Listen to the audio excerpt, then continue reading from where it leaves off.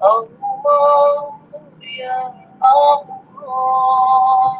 Allah, Allah, Allah, ya Allah, Allah, Allah, Allah. Allah,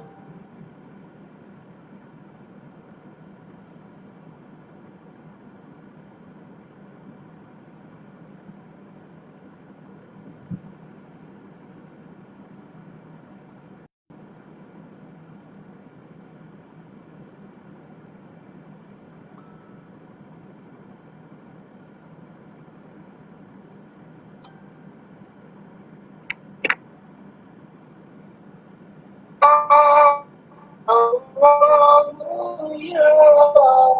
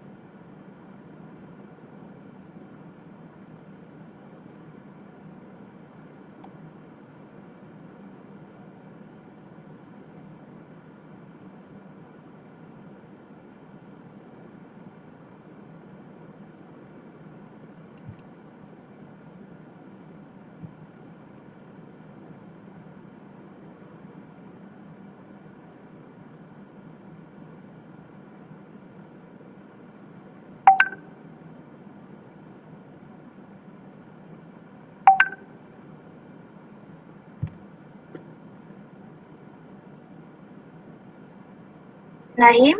Dengar semua? Dengar. Ya, harap para hadirin diminta bersedia sebab kita akan mulakan majlis kita hari ini sebab kita sudah sampai. Okey. Bismillahirrahmanirrahim.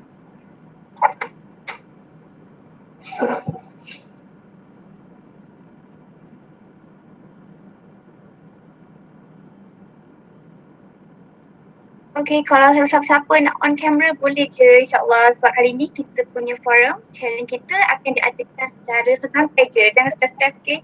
Sebab kuliah tu pun dah macam stres kan. So kali ni kita tak payah stres-stres, okey? Yang tersantai je. Okey.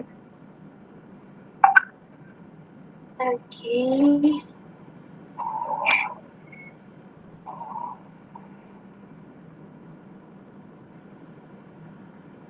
Baiklah. Bismillahirrahmanirrahim. Saya mula ya majlis kita pada ni. Baiklah. Bismillahirrahmanirrahim. Kita mulakan majlis kita dengan umur kita Al-Fatihah.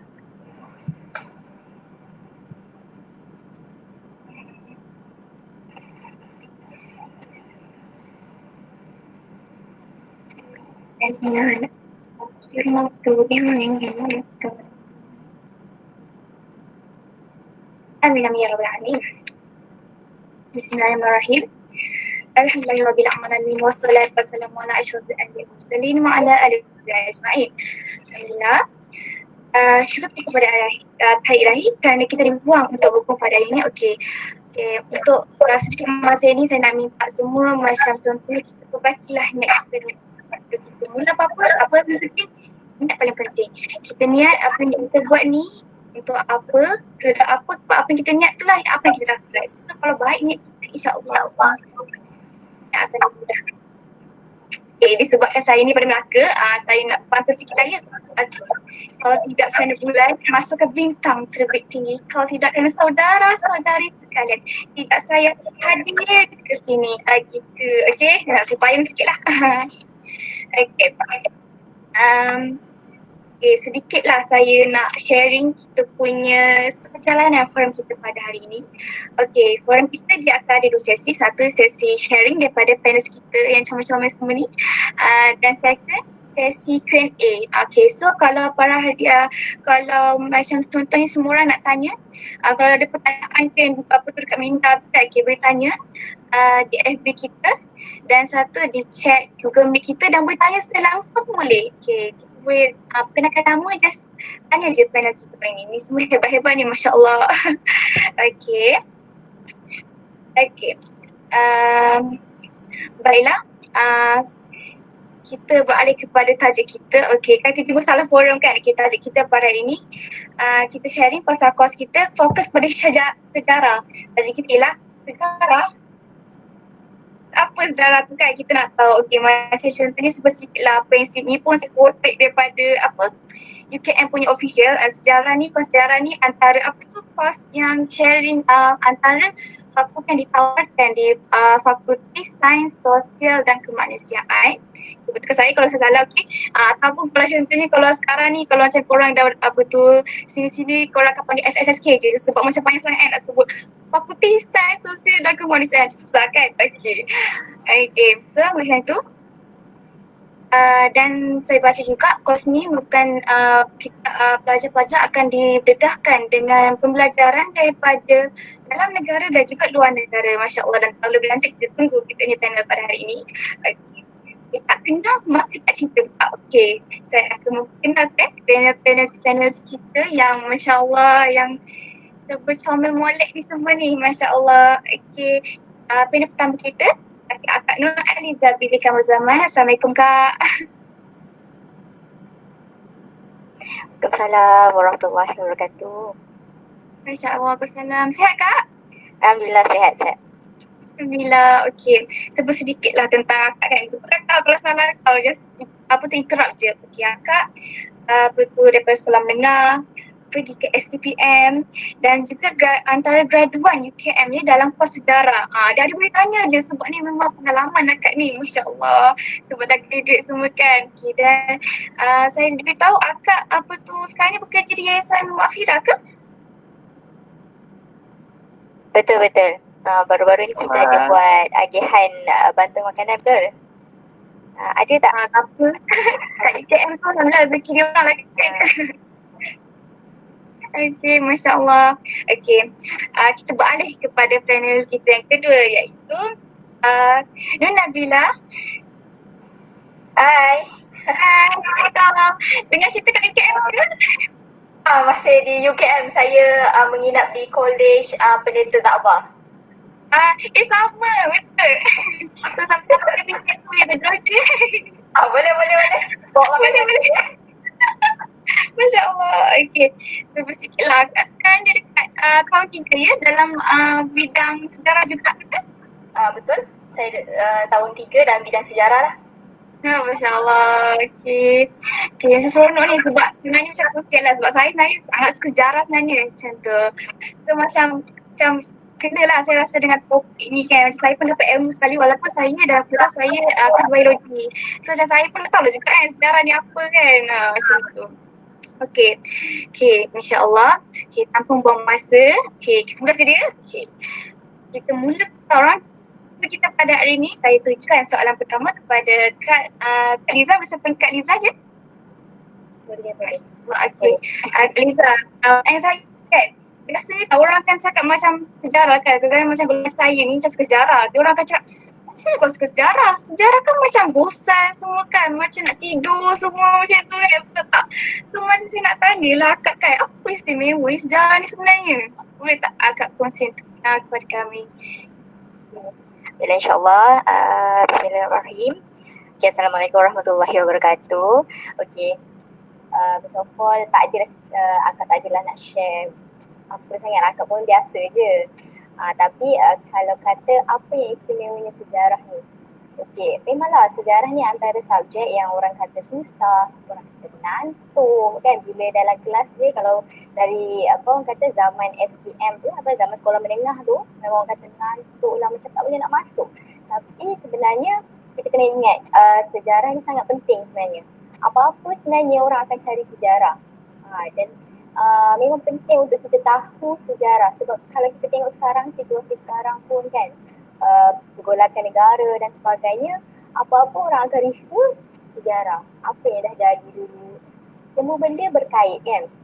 Jadi kenapa kita nak kena tahu sejarah tu, supaya kita tahu identiti kita sendiri. Maksudnya daripada mana, macam mana kita merdeka, macam mana negara kita dijajah dulu. Daripada situ kita belajar yang sejarah itu adalah penting. Jadi orang kata apa, sejarah mungkin berulang lah apa kan. Sesuatu peristiwa tu lecturer akan pernah cakap lah kan, sejarah taklah berulang, tapi sesuatu peristiwa yang sama tu mungkin akan berulang atas kesilapan kita sendiri. Kalau kita tak mengingati sejarah, kita tak faham erti sejarah itu, mungkin sesuatu yang pernah terjadi dulu mungkin akan jadi kembali.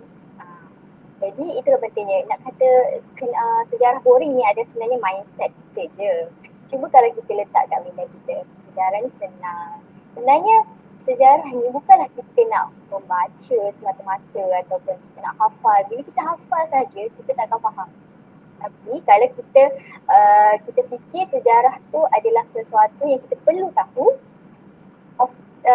senang je kita akan ingat. Maksudnya senang je kita akan faham. Dia konsep dia adalah kita faham, bukan kita hafal. Kalau kita hafal sebenarnya sampai bila pun kita tak akan faham benda tu. Macam akak sendiri pun tak adalah kalau macam orang tanya semua pasal sejarah akak tahu. Tidaklah kan. Tapi sekurang-kurangnya bila kita belajar ni, akak tak adalah nak cakap kos sejarah ni adalah satu kos yang paling susah, paling bagus dekat you. Tidaklah kan. Semua kos ada kebaikan masing-masing, ada kelebihan masing-masing.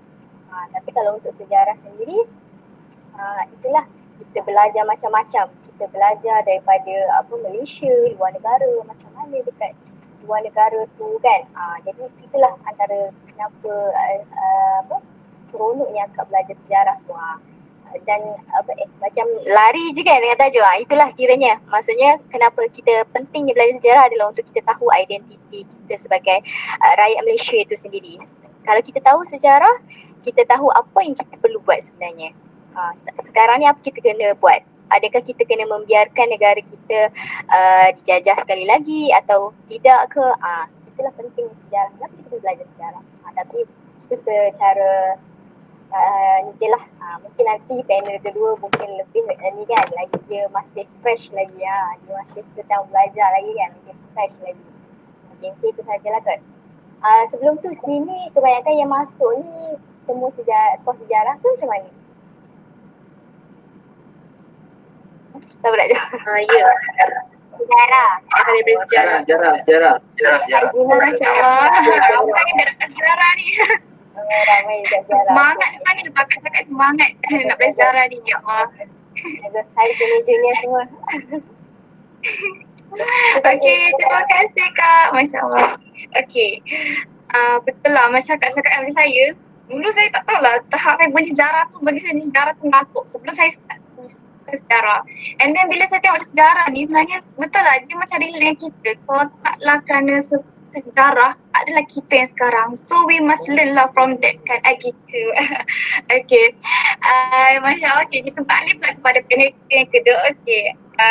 Boleh apa tu bagian kakak pun boleh kena Abi pun boleh Boleh panggil Abil juga. Boleh. Tak masalah. Okay, lepas ni semua tanya Pak Abil lagi. Jumpa ni Abil hai. Okay.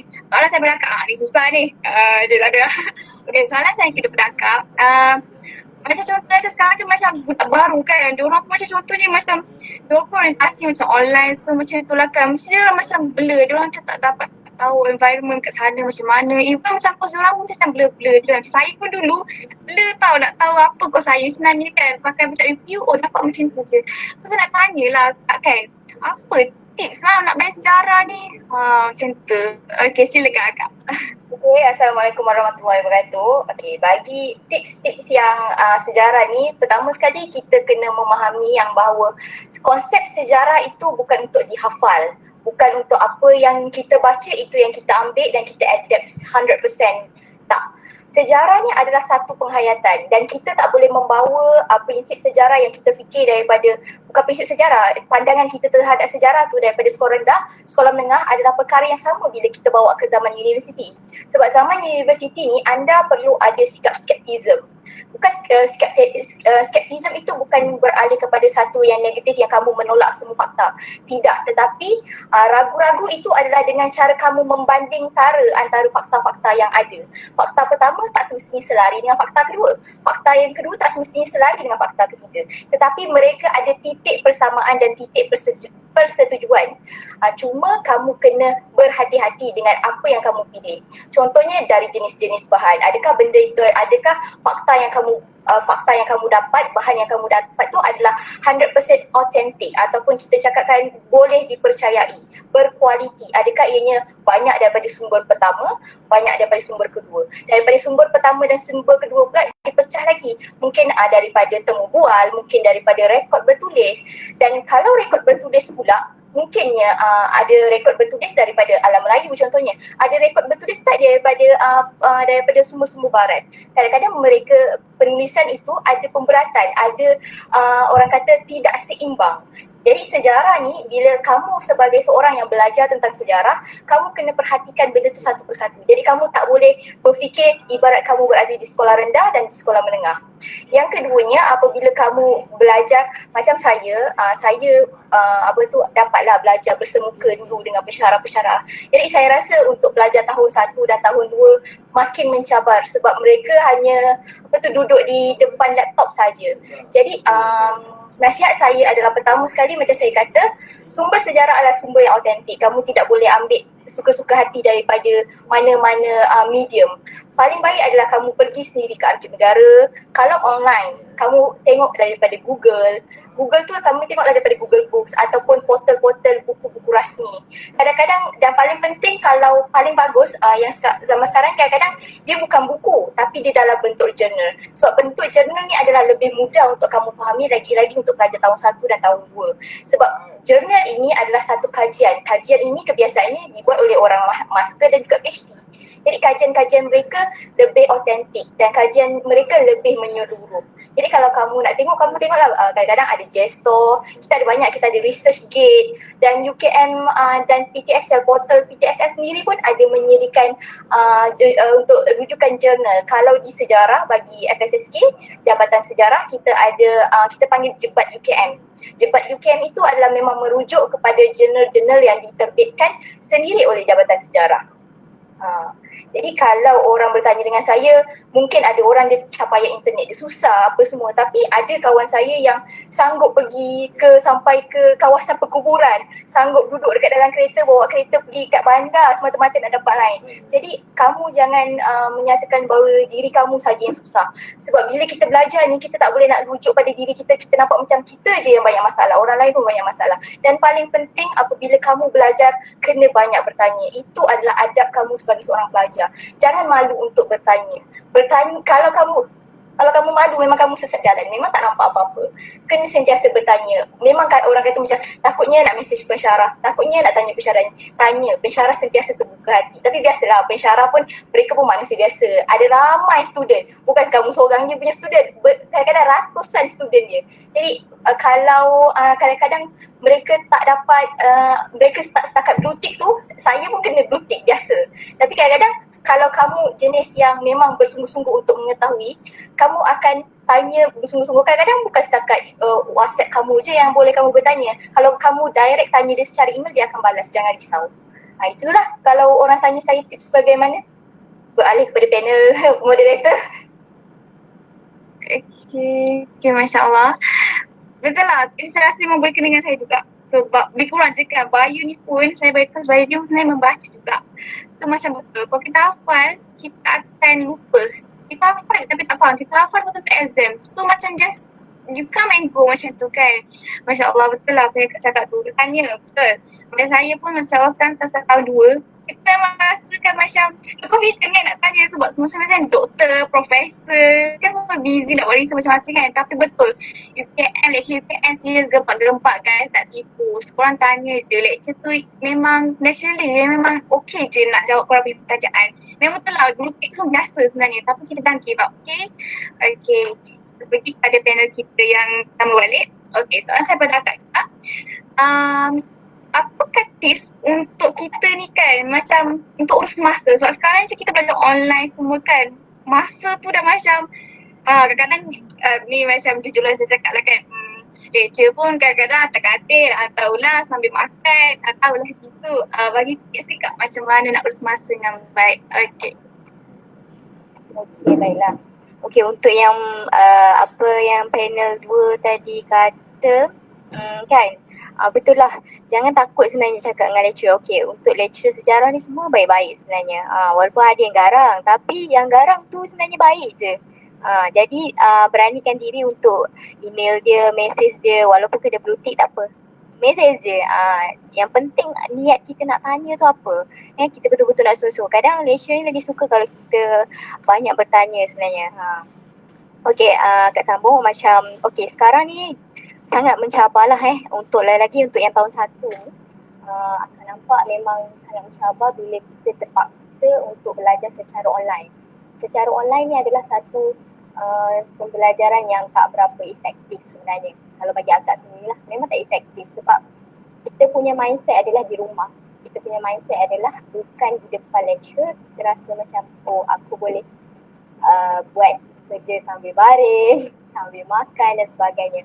Okay, tapi benda pertama kita kena letak dekat dalam minda kita, dalam hati kita adalah first kita niatkan kenapa kita masuk UKM, kenapa kita nak belajar. Okay, satunya kita niat kenapa kita nak belajar kan.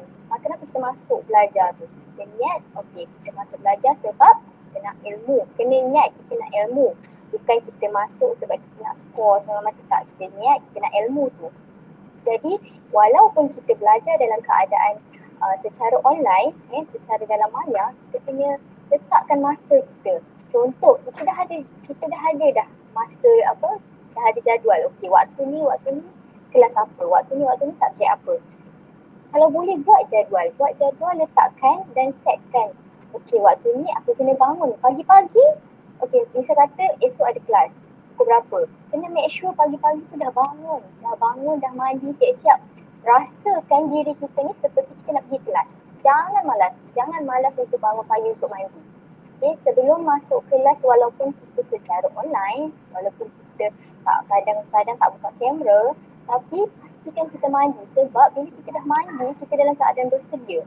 Bila kita bersedia, benda yang susah pun rasa mudah sebabnya lagi sekarang ni, bayangkan dengan keadaan kita secara media macam ni, kita tak mandi, jadi badan kita lemah. Jadi kita kena bersiap sedia umpamanya kita betul-betul nak pergi kelas. Macam akak dulu, macam dulu kan ialah kita kelas secara fizikal semua kan. Akak prepare awal dah, maksudnya akak dah tahu pukul berapa. Kita jangan lambat masuk kelas. Walaupun kelas tu online, make sure kita tak lambat daripada lecture. Sebab itulah adab kita berguru, adab kita menyebut ilmu. Kita tak boleh lambat sebelum guru kita. Jadi kita kena masuk dulu, kita kena bersedia, dah standby dah ni nak beli apa, kena make sure masa tu diurus dengan betul. Okey, kiranya contoh waktu biasanya pukul 1, pukul 2 kadang mesti akan rehat. Kalau tak rehat pun kita, itulah Kak cakap tadi, kita letak jadual kita, pukul berapa kita nak solat, kita solat zuhur, pukul berapa kita nak solat asar kan. Kita letakkan masa kita, pukul berapa kita makan. Betul-betul kita kena uruskan masa kita dengan baik. Jangan kita rasa kita kat rumah kita santai-santai kan, kita duduk-duduk baring-baring, makan-makan. Tak boleh benda tu. Bukan tak boleh, tapi kita kena letakkan dalam minda kita. Kita kena rasa benda tu tanggungjawab kita. Sabtu Ahad, relax lah sebab tak ada kelas kan. Ataupun hari yang tak ada kelas, kita relax. Kita buat assignment ke apa. Tapi kalau waktu yang ada kelas, kita kena letakkan betul-betul masa kita, tujuan kita untuk masuk belajar. Jangan kita rasa macam berlengah-lengah dan sebagainya. Itulah sedikit untuk cabaran kali ni lah. Maksudnya adik-adik semua perlu pastikan masa tu diurus.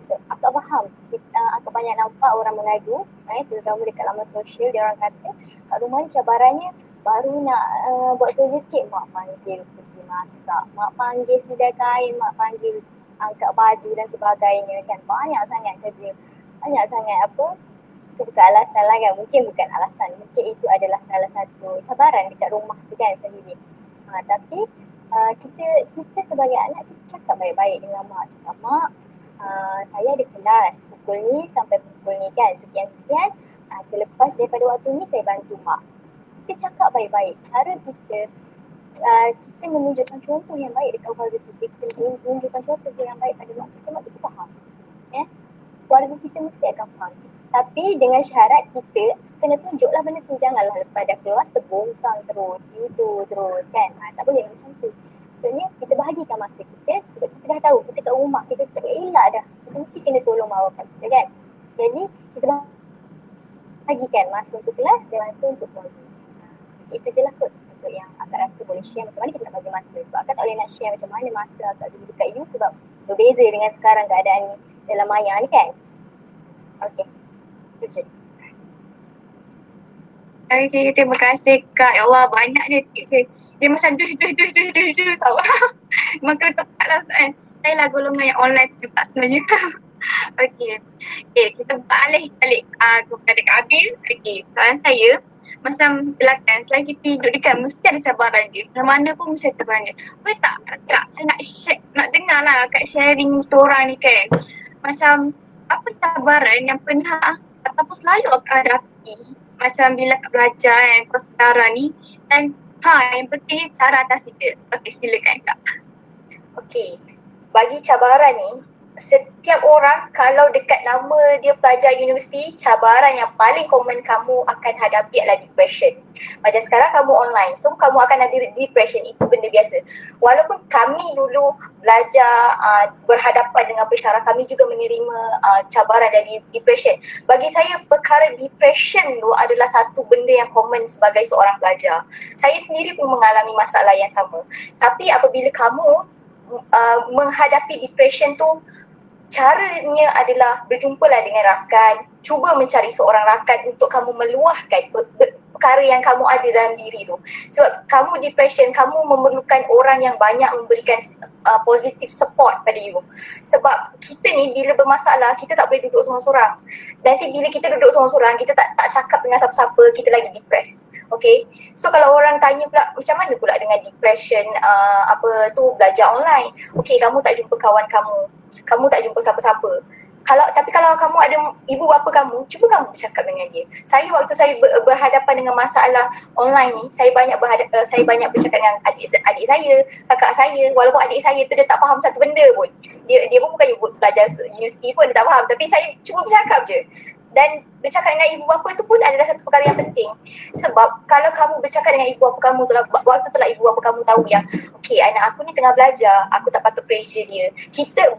Bila kita bercakap tu, bukan untuk kita mengeluh, tapi kita minta dia untuk mendengar dalam masa yang sama. Sebagai ibu bapa ni, mereka walau macam mana mereka akan bagi support pada kita. Itu adalah cara paling bagus untuk kamu hilangkan masalah depression kamu. Dan untuk cabaran selain tu, bila kamu belajar, kamu kena faham, kamu belajar dalam persekitaran yang ramai pelajar, yang ada ramai orang. Dan kamu bila ada sesuatu benda yang kamu buat tu, tak semua orang tak suka apa yang kita buat. Kadang-kadang kita rasa kita buat betul, tapi dia rasa alah budak ni menunjuk je, alah budak ni perasan terror. Itu benda biasa. Saya mengalami benda tu, cabaran saya adalah waktu saya tahun 2 semester 1. Itu cabaran besar buat saya. Bila saya bertanya dekat dalam kelas, ada beberapa pelajar dekat belakang menganjing saya. Ini cerita betul, serious talk. Benda ni realiti berlaku pada diri saya. Sampai satu masa saya selalunya duduk di barisan hadapan lah. Sampai satu masa saya give up dengan diri saya. Saya rasa macam orang hanya mempermainkan saya. Saya cuba untuk bertanya sebagai sebuah ilmu. Kita nak bertanya sebab kita nak berkongsi ilmu. Tapi orang rasa macam kita ni, alah budak ni belagak aja ni. Budak ni saja nak tunjuk pandai. Ada yang kadang-kadang masing-masing tu buat reaction bila kita bertanya je, buat reaction macam annoying je dengan soalan kita. So waktu tu saya duduk di belakang. Serius, saya satu semester tu saya tak banyak bertanya, saya tak banyak bertanya. Kalau saya jumpa pensyarah pun saya jumpa personally, ataupun saya message dengan pensyarah lah untuk saya bertanyakan soalan-soalan saya. Tapi waktu tu kamu kena fikir, kenapa kamu dengar cakap orang? Kenapa kamu tak dengar cakap diri kamu? Kalau kamu nak berjaya, kamu kena dengar kata hati kamu, bukan dengar kata orang lain. Sebab kalau kamu berjaya adalah diri kamu.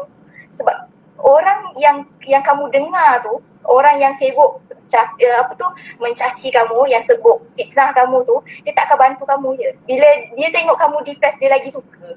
Dia lagi macam wow, bagus budak ni.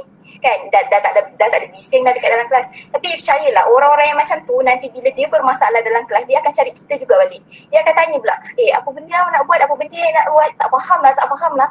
Tapi kita kena ingat, bila kita berjumpa dengan orang yang ada perasaan yang macam tu, kadang-kadang itu kita tak boleh nak ignore dia bila dia minta tolong. Sebab kita ni walaupun orang tu bagi kita tai ke, bagi kita kaca ke, bagi kita apa sekalipun, kita balaslah dengan kebaikan. Sebab kalau kamu memanjangkan masalah itu, sebenarnya akhirnya kamu sendiri yang depressed. Sebab kamu akan sentiasa bencikan dia. Tak apalah, orang buat jahat kita balas je baik. Husnuzon. Apa semua yang kita buat demi diri kita, dan kita buat demi pahala, kita buat demi ilmu. Jangan kamu give up. Dalam belajar ni, turun naik itu biasa. Orang tak suka itu biasa. Dan untuk cabaran yang terakhir, saya rasa bagi tahun 3, cabaran yang besar buat saya apabila saya mempunyai masalah kesihatan buat masa sekarang, saya sangat sedih lah. Sebab saya tak pernah terfikir dalam jangkaan saya akan menerima dugaan sebesar ini bagi tahun 3. Saya terpaksa berjumpa dengan pakar sakit puan. Sebab masa jumpa tu pun sebab saya tak sakit. Saya masa awal-awal simptom tu, saya tak rasakan macam itu adalah simptom yang buruk buat saya. Jadi bila lepas habis online class, biasalah online class kita depressed, benda tu lagi bertambah sakit. Akhirnya saya berjumpa dengan doktor. So saya melepasi tahap ultrasound scan, dan doktor sahkan yang maybe saya ada cyst.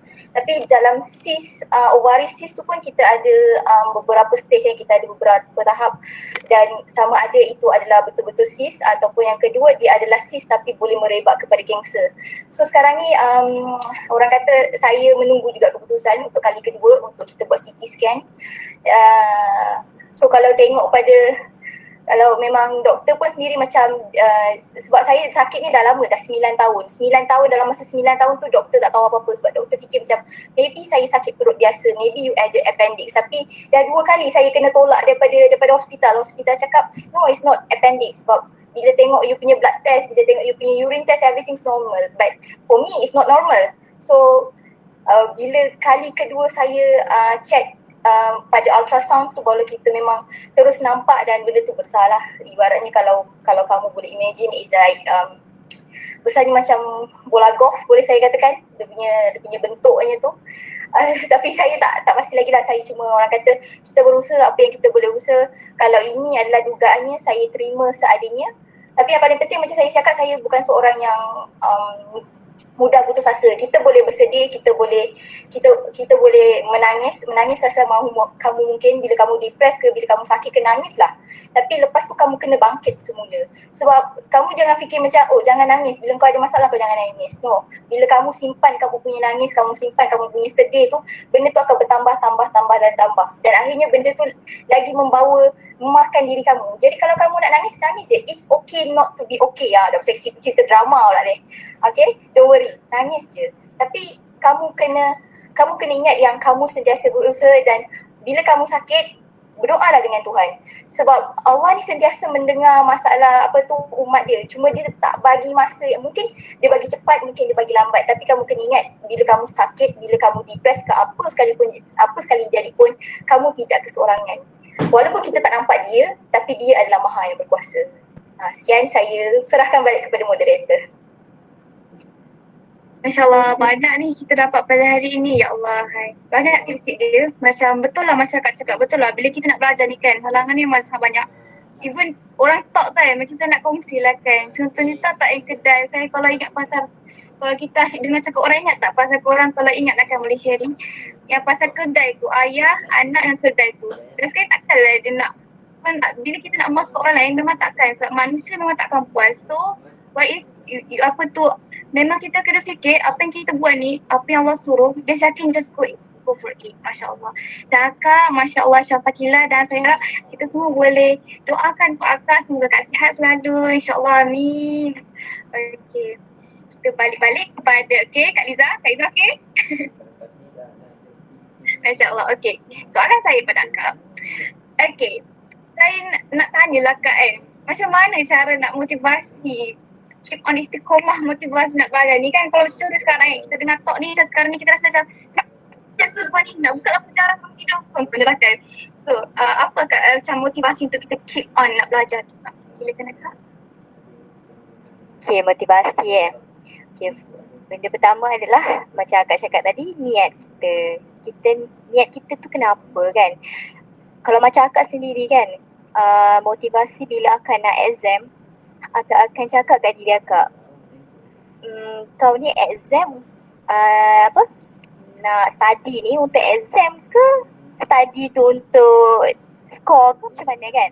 So kalau macam Akak sini, kalau nak exam tu Akak tak letakkan pun kalau Akak tak study, maksudnya Akak tak letakkan study tu sebagai untuk score.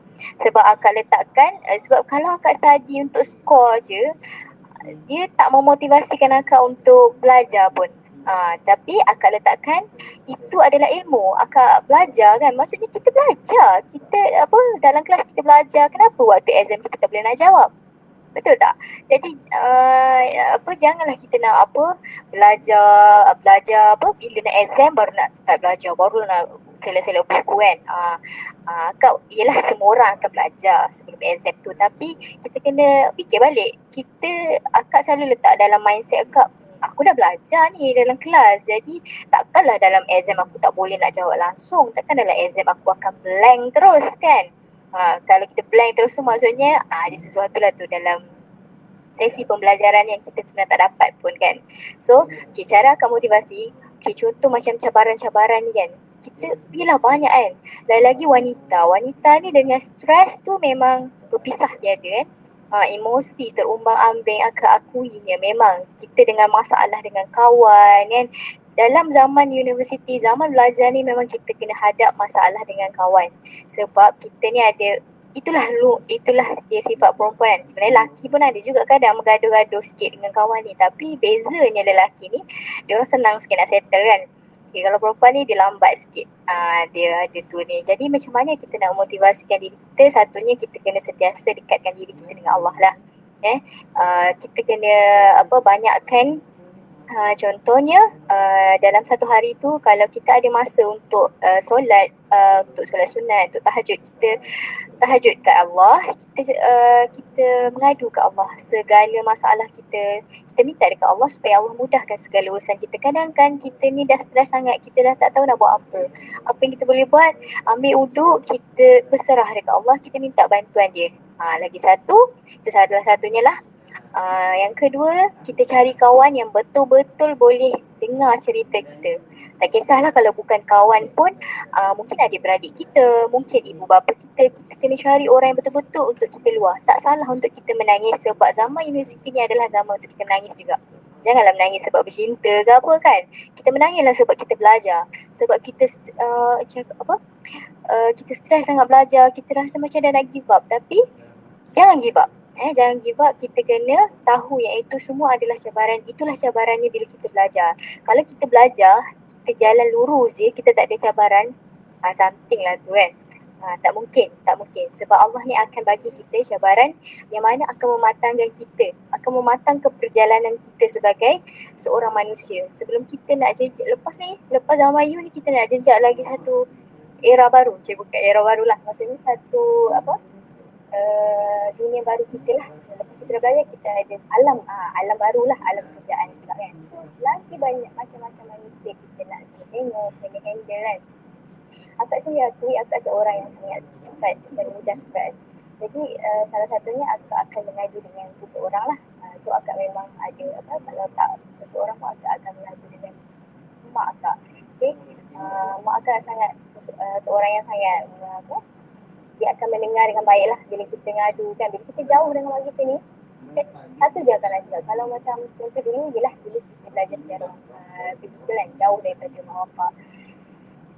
Kalau kita jauh dari mak bapak ni, please lah, satu hari tu kalau boleh call lah sekali pun, tanya khabar ke mesej. Sebab sebenarnya kan bila kita call mak kita, hilang semua masalah, hilang segala kegusaran hati kita.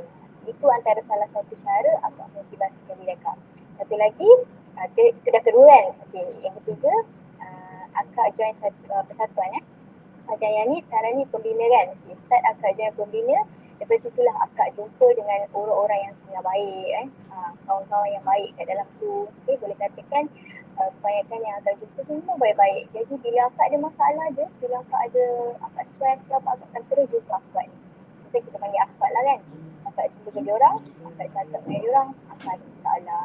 Akak akan cari orang yang betul lah. Maksudnya akak akan cari akhwat yang betul lah. Akak cari kawan yang cakap selesa. Semua cakap kat dia. Cakap yang akak ada masalah, akak tak boleh ke. Dan kadang-kadang kawan, sebab itulah penting kita cari kawan yang baik, kawan yang solehah ni kan. Maksudnya kadang-kadang kita terlepas pandang sesuatu benda kan. Bila kita jumpa dia, kita dengar dia cakap tu, ya Allah, rasa macam sejuk hati. Hilang semua masalah. Maksud kita ada orang dia memang pandai motivasikan kita. Jadi carilah. Poin dia adalah satu, kita cari Allah. Dua, kita cari teman untuk kita berkongsi masalah. Ataupun kita cari ibu bapa kita untuk kita kongsi, adik-beradik kita, orang paling dekat dengan kita. Dan yang ketiga adalah cari cari suasana yang baik lah. Cari kawan-kawan yang baik, kita keliling kawan-kawan yang baik. Okay, supaya positive vibe tu ada dekat sekeliling kita. Tak adalah asyik-asyik negatif macam tadi apa yang Dr. cakap. Biasa, benda tu biasa. Orang akan rasa, annoyingnya dia ni asyik tanya soalan je kan. Asyik nak tanya soalan kan. Tapi sebenarnya, itulah dia, normal. Kalau dalam satu kelas tu, ada puak-puak tu biasa. Yang ni dengan ni kan. Tak apa, kita kena letak dalam minda kita. Bila kita masuk universiti ni, itulah dia kehidupan kita. Itulah kehidupan baru kita yang mana kita tak boleh nak fikir pasal orang lain. Bukanlah kita nak penting diri je. Maksudnya kita tak boleh nak fikir sangat orang cakap apa. Kalau kita asyik fikir, kita yang makan diri. Yang penting kita buat baik dekat orang. Kita buat baik kat diri kita buat baik kat orang, dah cukup. Kalau orang balas jahat tu, lantaklah, biarlah. Kita tak payah ni. Sebabnya Okay, yang penting lagi satu pasal depression semua kan. Make sure kalau kita rasa betul-betul kita ni depression dah, tolonglah cari bantuan.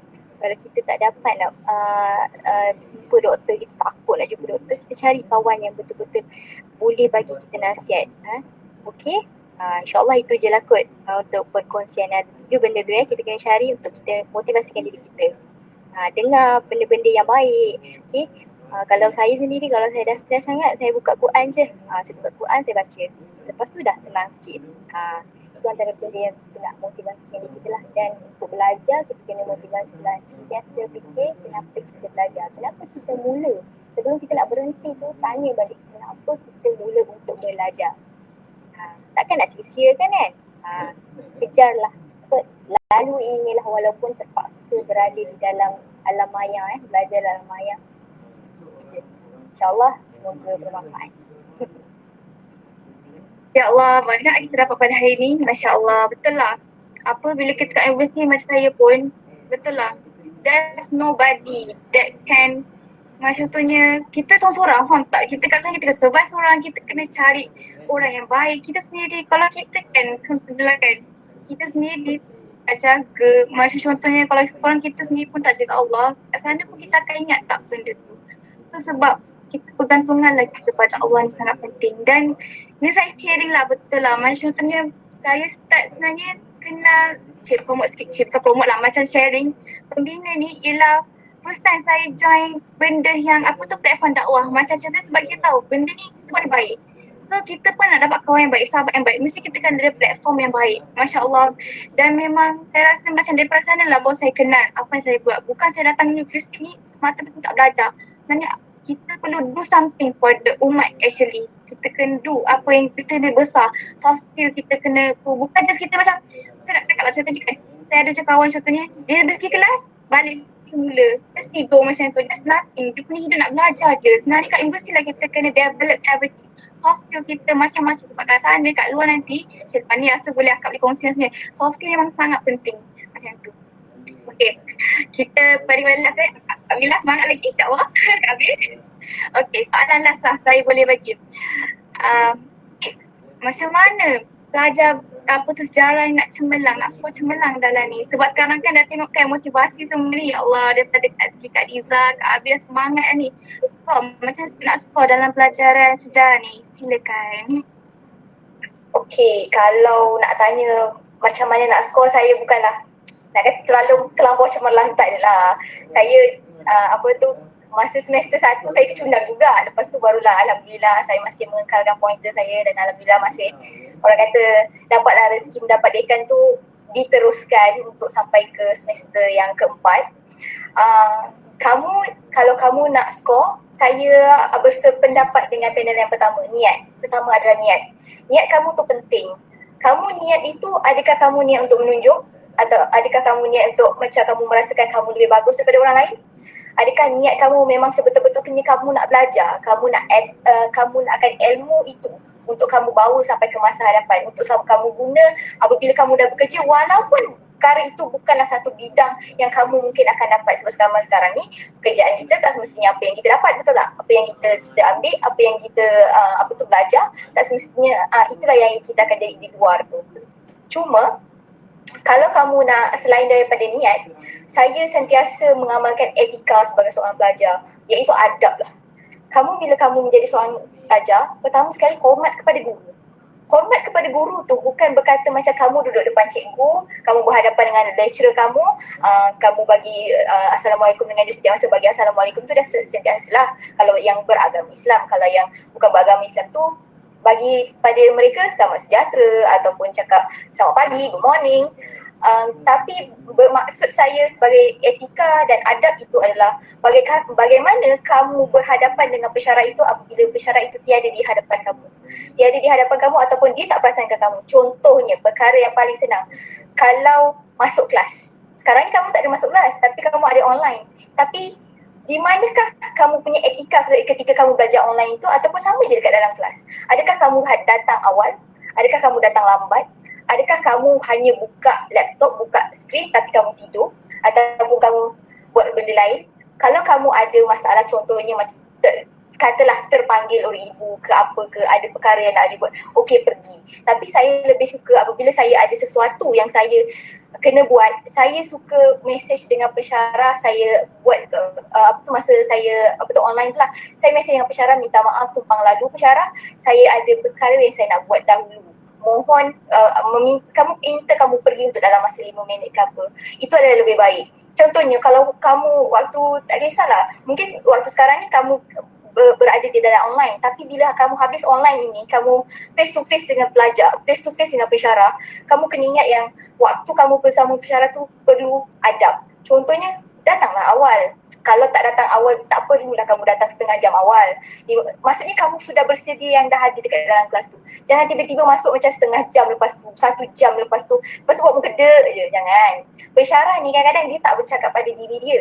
Tapi kadang-kadang dia, sebab pensyarah ni kamu kena faham, adab kamu dengan pensyarah, adab kamu ketika kamu berguru ini bukan hanya sekadar mainan tau. Benda ni memang, kalau kamu Islam, kamu adalah orang Islam, umat Islam, kamu tahu benda ini adalah salah satu daripada tanggungjawab kamu sebagai seorang Muslim.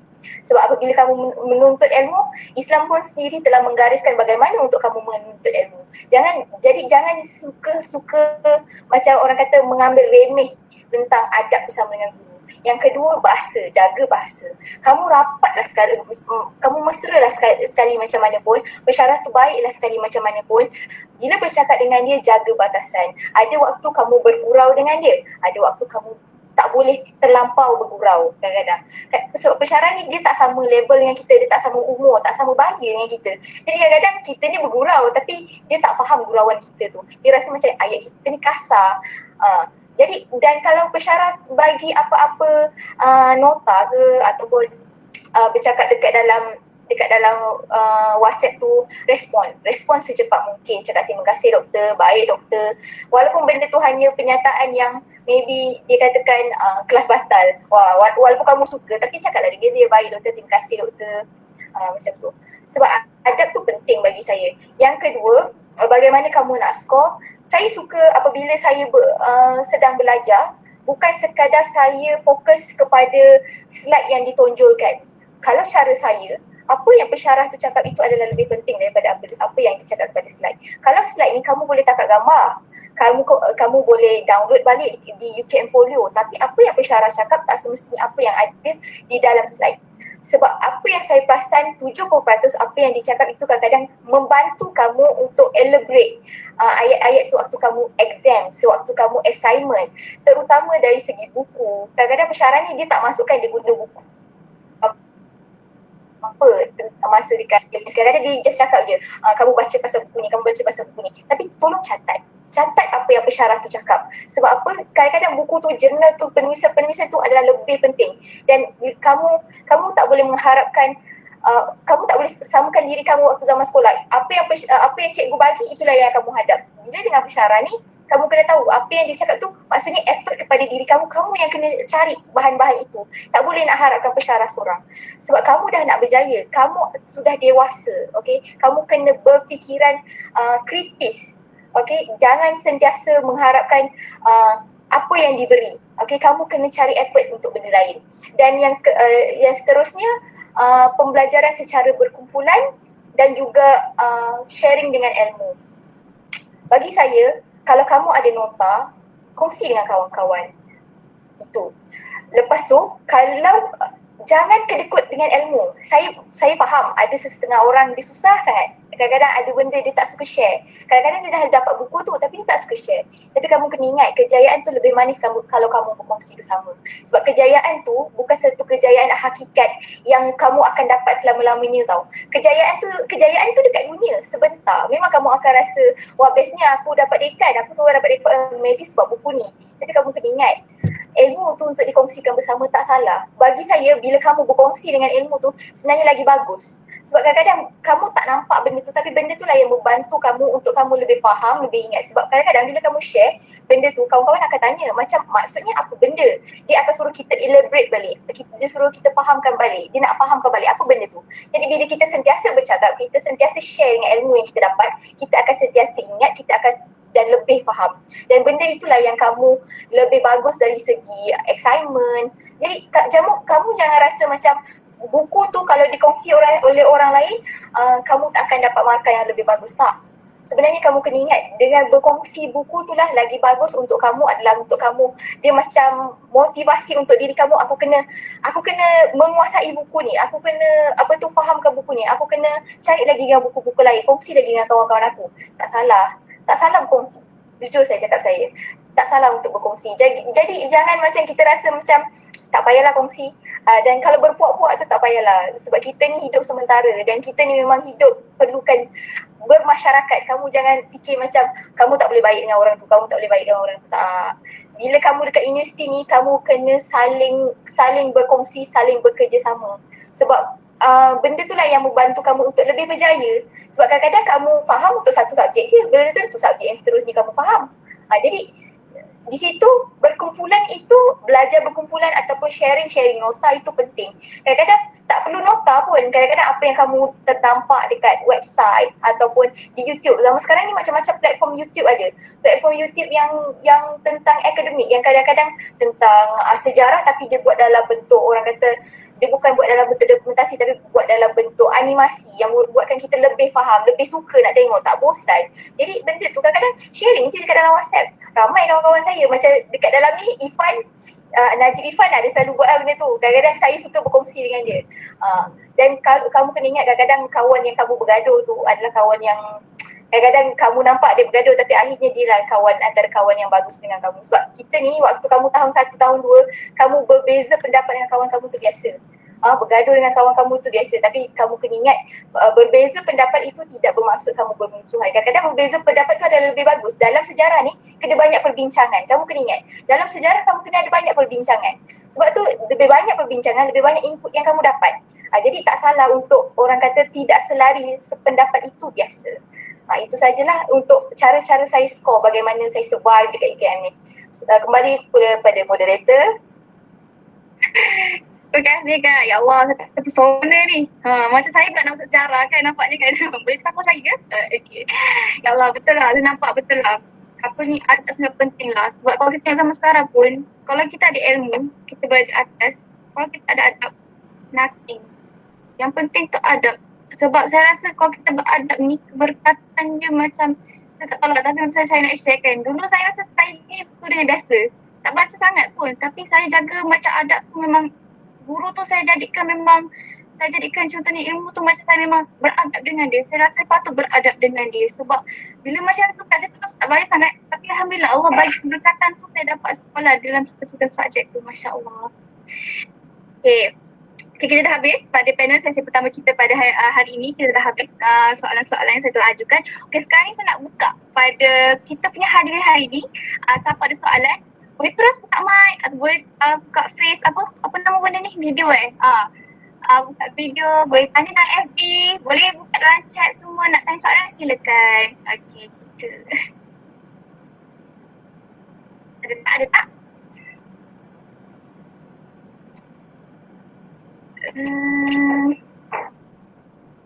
Malu rasanya, ramai yang malu ni. Tadi tak try cakap kan, jangan malu, serius. Sabar je. Ramai tahun 1 ke ada tahun 2 ke main campur-campur ni? Siapa boleh tolong jawab kan? Tahun 1. Tahun 1. Jangan malu untuk tanya-tanya je. Jangan risau. Kita kawan lah tu Ada supporter kat belakang.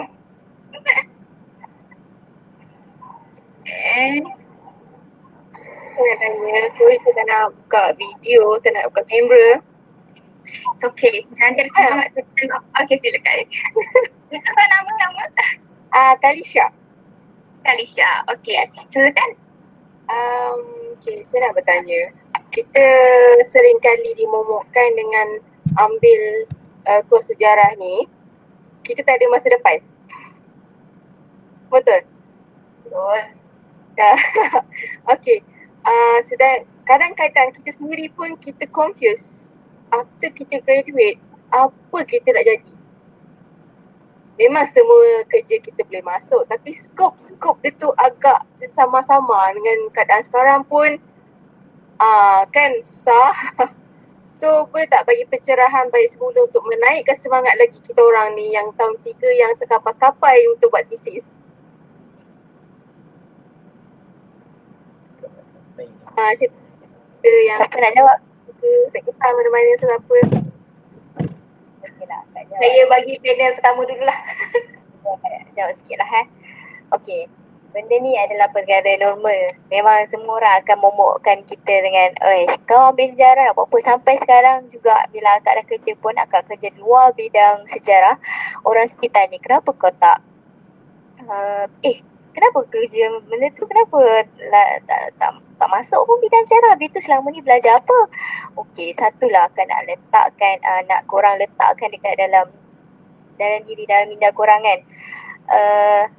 Satu je tadi, kita belajar tu untuk apa? Okey, satunya kalau kita betul-betul fikir kita memang nak pakar dalam bidang sejarah ni, korang kena teruskan untuk sampai ke tahap atas. Maksudnya sambung belajar. Macam akak ada seorang classmate ni memang sampai sekarang, dia sekarang tengah sambung PhD dia.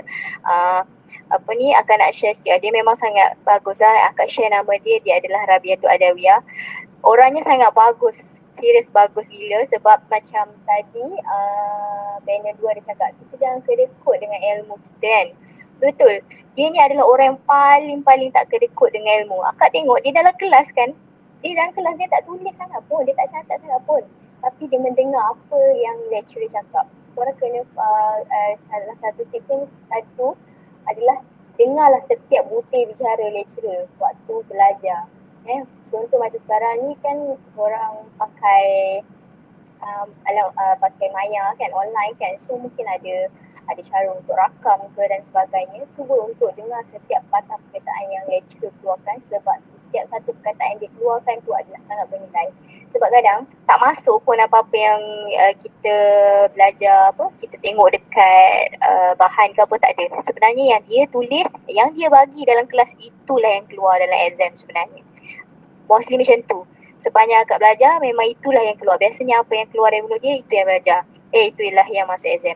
Okey, sambung balik pasal kerja tadi. Kita kena, yang itulah akak cakap, kalau betul kita nak pakar dalam bidang tu, kita pergilah cari, kita sambung sampai kita dapat, betul-betul kita dapat kerja dalam bidang tu. Tapi selain tu, sebenarnya besar je, luas je bidang pengajian ni. Cuma sebenarnya kita ni terhad. Contoh, bidang sejarah ni kita boleh kerja kat arkib, kita boleh kerja kat museum, macam-macam sebenarnya kita boleh jadi. Tapi benda tu semua terhad dengan contoh kita kena mohon SPA kan, benda tu semua proses. Dan kita kena faham satu, semua tu adalah rezeki. Kalau Allah kata itulah rezeki kita, maka jadilah kan. Contoh kawan-kawan classmate akak ramai yang mohon interim, cikgu interim hari tu, dan ramai juga yang dapat untuk menjadi cikgu sejarah. Jadi kalau ada peluang untuk kita dapatkan benda tu, pergi. Tapi tak semesti kita dapat, bergantung pada rezeki. Itulah katanya tadi akak kata rezeki. Rezeki tu tak kisah kat mana-mana. Kalau kata contoh macam akak sendiri, akak keluar daripada bidang, yang penting sebenarnya kita seronok dengan apa yang kita buat, kita tahu apa yang kita buat, kita ikhlas dengan apa yang kita buat. Kalau kata kita terlalu dengar cakap orang, sampai bila-bila pun kita takkan berjaya. Serius, kita takkan berjaya. Sebabnya kalau orang akan cakap, sampai korang bekerja nanti, lagi kalau korang bekerja luar daripada bidang sejarah, orang akan cakap, sia-sialah berpuluh-puluh ribu korang habis dekat DC, dekat study apa semua, tapi korang tak belajar, tak kerja dalam bidang. Tapi siapakah orang tu nak dibanding dengan rezeki yang Allah bagi kat kita? Kadang-kadang apa yang kita dapat sekarang ini adalah lebih baik sebenarnya. Jadi korang macam ni je, mindset korang kena fikir insyaAllah lepas habis kerja aku ada rezeki untuk lepas habis kerja, lepas habis belajar insyaAllah aku ada rezeki Sentiasa doa dekat Allah supaya dimurahkan rezeki, habis belajar dapat kerja. InsyaAllah. Kalau kita asyik fikir nak kerja dekat situ je, tak boleh juga. Mungkin kita boleh start daripada bawah. Sebab macam sebelum ni, akak dengar sharing daripada sini dulu. Dia berlompat, orang kata apa, keluar bidang juga. Sekarang ni dia bekerja di bank. Dan jawatannya dah tinggi. Jadi kita boleh keluar daripada kita punya ni. Anggaplah kita belajar itu adalah untuk kita dapatkan ilmu sejarah itu.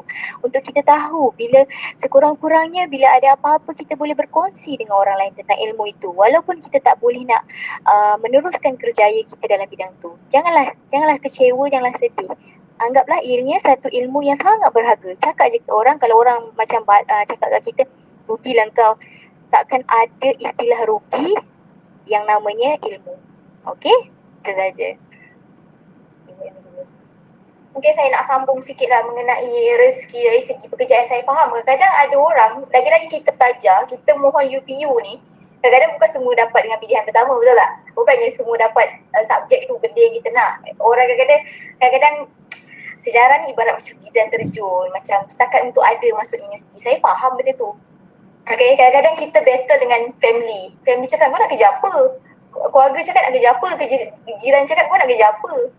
Kita kena ingat yang macam saya cakap tadi, macam yang panel pertama cakap tadi, pertama adalah rezeki.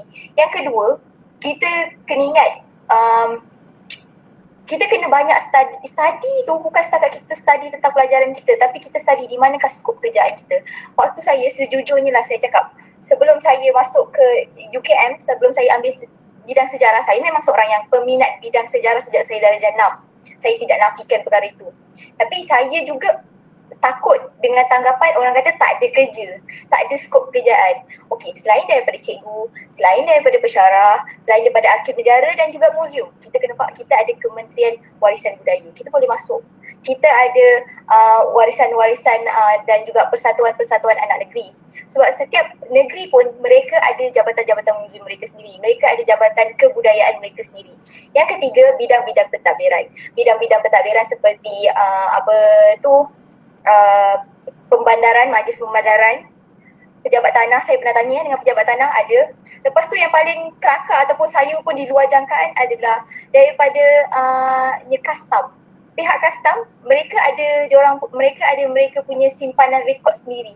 Sebab mereka juga memerlukan orang-orang yang bagus dalam bidang sejarah. Bidang sejarah ni kamu jangan fikir yang kamu nak mengkaji sejarahnya, tidak. Kamu adalah seorang yang berkemampuan dari segi meneliti dan mencari. Itu adalah kelebihan kamu sebagai seorang yang mengambil sejarah, bidang sejarah ni. Sebab apa yang saya tak faham lah, sebab saya jumpa tu orang yang pangkatnya tinggi yang pangkatnya dah berpaku-paku kat atasnya tu. Dia sendiri yang offer pada saya, cuba saya kata, masalahnya bukan saya tak nak masuk bang.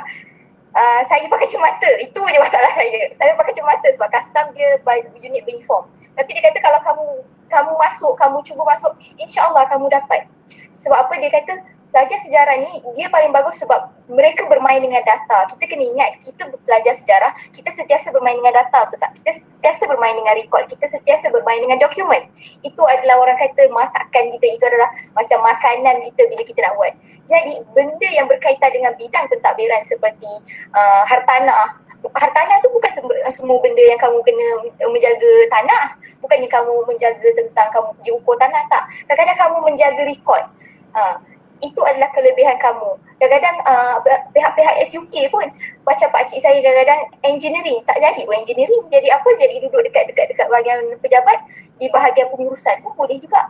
Kamu jangan fikir sejarah ni macam tak ada apa-apa. Kalau kamu rasa macam sejarah tu tak ada apa-apa, orang lain pun sama. Kalau kamu jumpa student sains pun, saya sendiri jumpa student sains, saya sendiri jumpa kawan-kawan daripada FST, saya tak nak cakap lah siapa namanya, dia ada daripada microbiology, dia pun sendiri berfikir, dia sendiri pula tanya saya, korang sejarah macam boleh pergi mana-mana, kita orang yang microbiology ni nak pergi mana-mana. Jangan cakap macam tu. Kamu kena kaji apakah kelebihan kamu. Kamu jangan hanya terfikir yang macam sejarah ni buka buku. Tak. Apa ciri kamu yang menyebabkan kamu bagus dalam meneliti buku tu?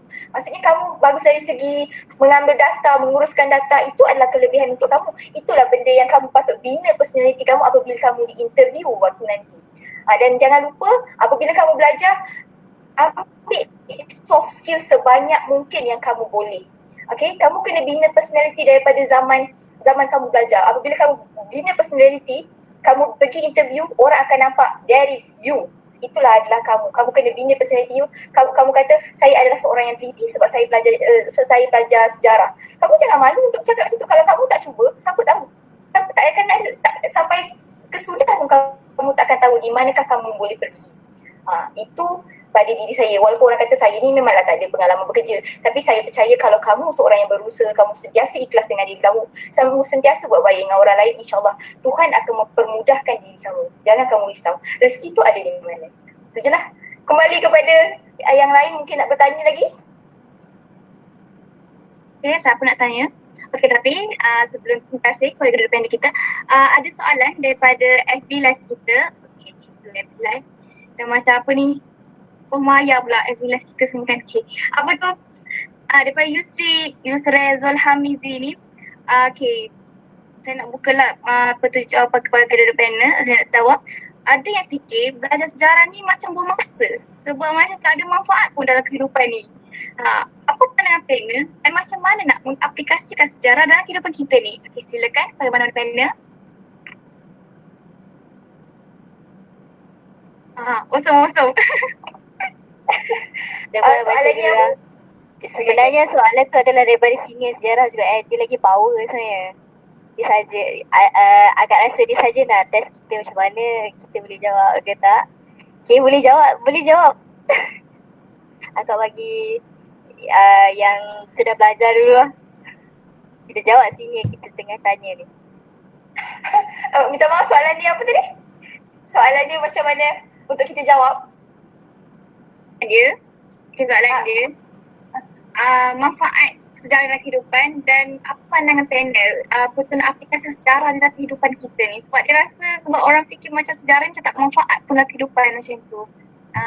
Gitu. Tak manfaat. Marah ni. Bukan, it's not, tak kata tak bermanfaat. Sebenarnya kehidupan kita setiap masa yang berlalu itu adalah sejarah untuk kita, dan benda tu dah sangat mengaplikasikan diri kita. Diri kita ni sangat dekat dengan masalah-masalah politik sekarang. Mestilah kita nampak kan masalah politik macam mana. Lepas tu kadang-kadang masalah sosial. Kadang-kadang juga adalah pembangunan.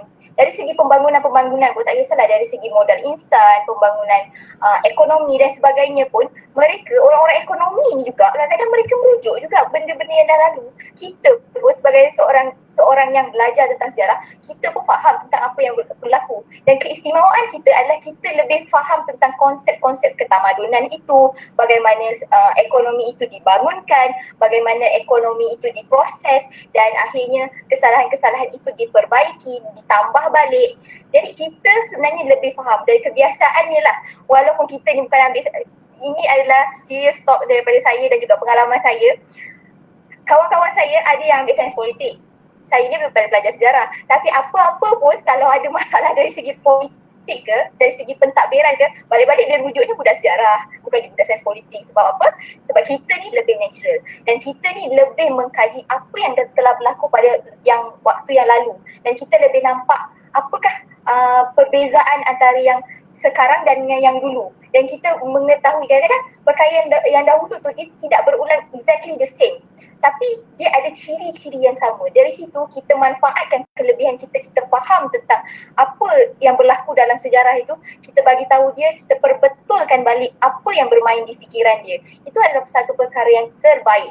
Contohnya macam orang kata, kenapa kita ni sistem pendidikan kita tak boleh nak buat tentang sistem pendidikan Melayu? Kenapa kita kena ikut daripada British? Kita kena faham itu adalah daripada mana kita dapat. Macam mana daripada zaman era kolonial kita dapatkan kemerdekaan, bagaimana partition pendidikan, bagaimana laporan-laporan pendidikan itu dibentuk dan diubah suai dan mengikut kehendak pada masa kini.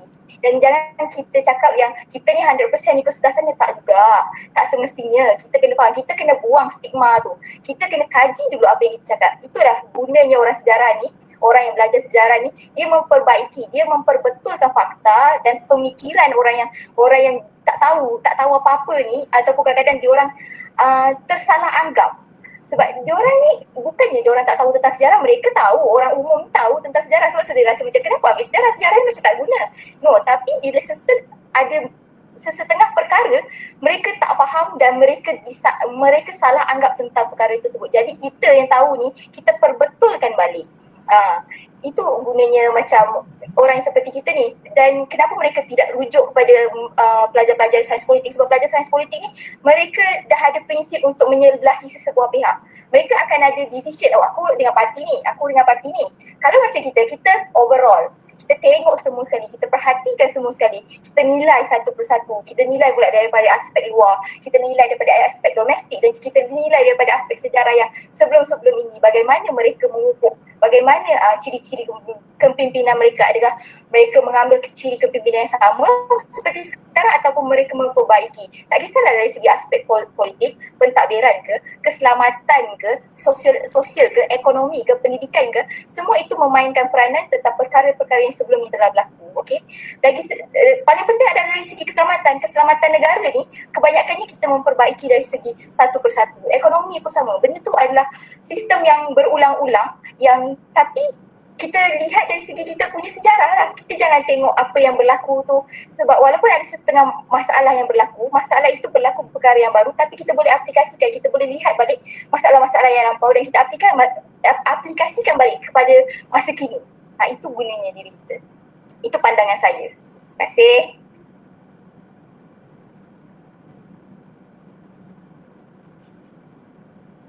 Baik, Kak Liza tambah apa ke? Hilang pula kan.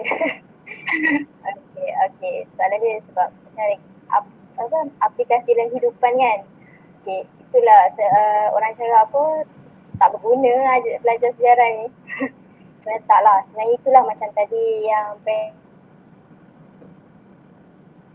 cara kita menjawab isu-isu sekarang ni. Contoh sekarang kita tengok kan isu politik macam mana kan. Jadi cara kita membidas, cara kita menjawab kepada persoalan-persoalan itulah yang membezakan kita faham sejarah.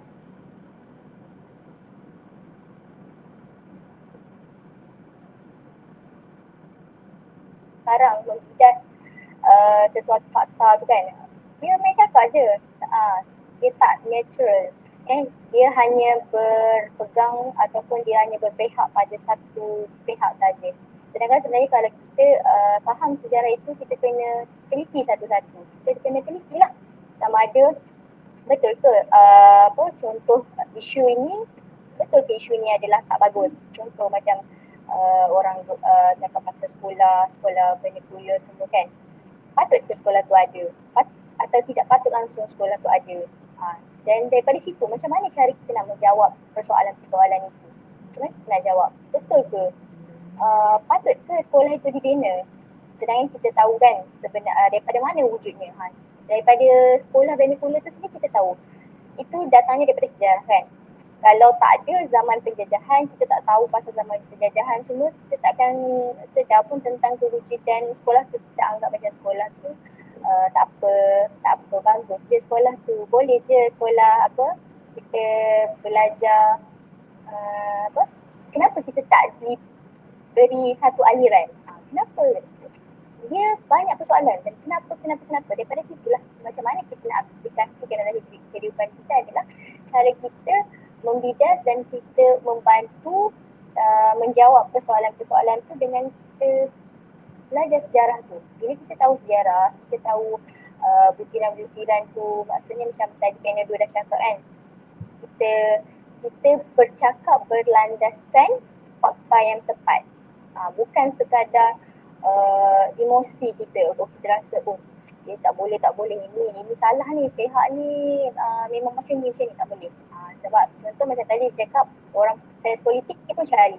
Sebab apa? Sebab itulah dia membezakannya, sejarah ni dia tak bias. Dia tak boleh berpihak pada mana-mana parti. Macam itulah, boleh kata parti lah kan. Tak boleh berpihak dekat mana-mana. Dia kena natural, dia kena teliti satu-satu. Jadi itulah dia sebenarnya. Sebenarnya bagus sebenarnya belajar sejarah ni supaya kita boleh menyumbang sebenarnya. Kalau kita faham, kita boleh akak sendiri pun rasa rugi kalau macam akak tak mampu nak sumbang apa-apa dalam sejarah ni kan. Maksudnya kadang-kadang kita dah lupa dekat ilmu tu kan. Jadi kita tak sumbang apa-apa, kita rasa rugilah. Sedangkan kita sebenarnya boleh sumbang sesuatu yang lebih bermanfaat. Contohnya macam yang bertanyakan soalan tadi, dia adalah senior sejarah tahun bila aku tak ingat. Dan dia banyak menulis dia banyak menulis dan ada juga artikel dia yang masuk ke Keterangan Surat Khabar. So korang boleh lah tengok dia punya Facebook tu kan, Yusri Zulhamizi tu. Korang boleh tengok dia. Dia antara senior yang boleh jadikan rujukan mungkin. Yang lelaki lah yang perempuan janganlah cari dia. Yang lelaki boleh cari dia. Okay, insyaAllah. Dia pun banyak ilmu. Sebab tu dia tanya kat kita. InsyaAllah itu je lah kot. Akak pun tak tahu. Akak pun tak boleh nak cakap banyak lah kan sebab itulah dia. Nak cakap aplikasi kehidupan tu sangat susah nak cakap tapi sebenarnya memang penting. Itulah pentingnya sejarah. Apa-apa sekarang ni kalau ikutkan pun memang orang akan share sejarah. Bila orang gaduh je kan. Kalau korang baca orang gaduh orang cakap kau ni tak belajar sejarah lah. Kau ni tak belajar sejarah. Kenapa orang cakap kau tak belajar sejarah? Maksudnya nampak tak kat situ sejarah tu penting. Orang akan cari kalau korang adalah pakar dalam bidang sejarah, korang patut bangga sebab orang akan rujuk orang akan cari korang serius cakap. Jadi, jadilah pakar sejarah.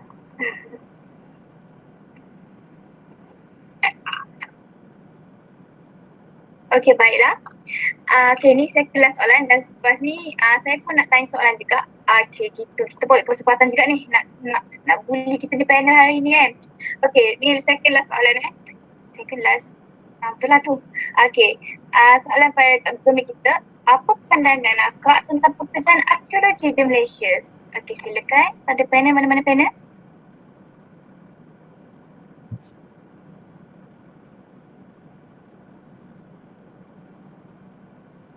Arkeologi. Okay. Okay, kalau ikutkan waktu belajar dulu pun kita ada satu subjek yang mengenai arkeologi juga. Tapi sebenarnya arkeologi ni berbeza lah. Kalau kita tengok kalau orang sejarah ni biasa dia akan suka cerita sejarah. Contoh macam akak sendiri agak suka tengok cerita sejarah orang putih.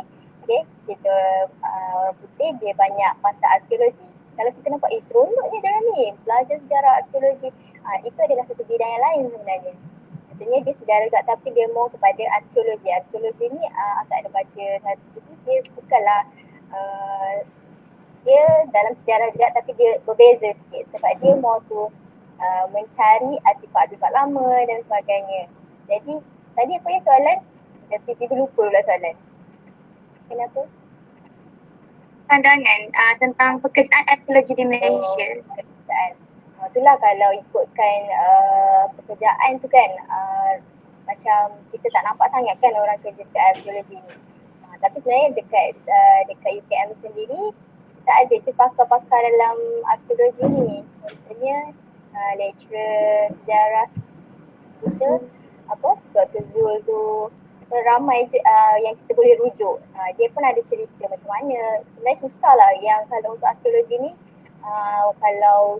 itulah korang doa-doa lah korang dapat belajar secara fizikal. Sebabnya seronok fizikal ni adalah nanti SEM keberapa tu korang akan pergi ke Lembah Bujang untuk korang tengok sendiri dalam bidang arkeologi tu. Macam mana orang mengukur untuk korek cari artifak lama, cari tulang-tulang lama. Dan ia memakan masa yang lama sebenarnya. Kalau ikut pengalaman orang dekat Atma, dia cari begitu masuk hutan sampai seminggu sampai 2 minggu dan ia sangat tak sesuai dengan wanita. Tapi sebenarnya kalau betul minat sesuai je sebab akak ada terjumpa seorang ni dekat Twitter dia dalam bidang arkeologi dia adalah wanita. Jadi sebenarnya kalau rasa nak minat dalam bidang cari gali tu, bukan cari gali minyak lah kan, cari gali benda-benda lama semua tu, go for it. Korang pergi untuk dapatkan bidang tu. Maksudnya korang sama belajar tu dalam bidang tu kan, dapatkan betul-betul. Kena carilah. Kalau betul minat yang tu, carilah bidang tu. Kalau tak minat bidang tu, janganlah cari bidang tu kan. Dia memang perlukan minat sebenarnya. Yang tu boleh sambung master. Sebab ada je seni-seni yang sambung master dalam bidang tu. Untuk khas untuk cari apa? Memang dia jenis suka macam tu. Sebabnya kadang kan kalau cerita kat luar negara tu, contoh cerita apa? Yang ada mami Mumia tu semua kan? Mumia. Tu semua kan macam mana diorang cari yang macam excited kan kita tengok dia macam seronok ni aku nak masuk lebih bidang ni tapi macam mana kan. Sekali masuk dalam sejarah ni belajar je teori je. Yang tu adalah satu bidang yang lain. Itu boleh pergi dekat Atma lah untuk tengok. Tapi itulah agak kesian sebenarnya korang yang tahun 1 ni belum peluang untuk pergi tengok semua macam tu. Kalau doakan kita korang semua dapat kita semua COVID ni dapat di keadaan jadi reda, korang dapat masuk unit semula, dapat belajar secara fizikal. Okay, planner kedua mungkin boleh cakap sedikit. Kalau dari segi bidang pekerjaan, yang memang umum untuk arkeologi adalah Jabatan Warisan Negara. Jabatan Warisan Negara, mereka memang ada panel-panel untuk bahagian cari gali, untuk bahagian arkeologi. Mereka adalah pakar-pakar di situ. Kalau kamu pelajar, kamu akan belajar warisan dan antiquity. Kamu akan ada satu subjek tu belajar tentang warisan dan antiquity di Malaysia lah. Yang itu kamu akan belajar dengan dua orang pensyarah, iaitu Profesor Madya Dr. Muhammad dan juga Profesor Madya Dr. Zul Iskandar. Dr. Zul Iskandar tu dia memang orang yang pure dalam arkeologi.